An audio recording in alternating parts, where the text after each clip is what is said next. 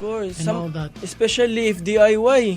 Yes. Super struggle na. Di nila siya easy na. And I think that's your trademark, no? Yes. Mr. DIY. Mr. DIY bito. Daga nag-ingon.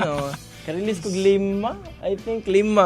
Kaya yun, consists of more than 5. But come to think of it, you guys, yes, it's DIY, pero look at his product, diba? I mean, makaingon dyan ta nga.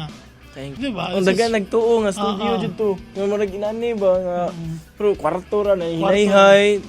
And it only proves you guys you don't have to have a lot just to be an artist. Yes, that's my point. Okay. My goal talaga. Ingon magod sila nga muundang kung pagka-artist kay kay kwarta. Yes, mao dyan na. Mao nag-DIY ko kay wa mo ko'y kwarta. Pero as you love music, man, ganahan ka mag-release, you want to hear mag-share og music sa friends, ganun ba? Yeah. So nanikamot jud ko my own time, effort, sweat, blood, True. everything, and it was really worth it.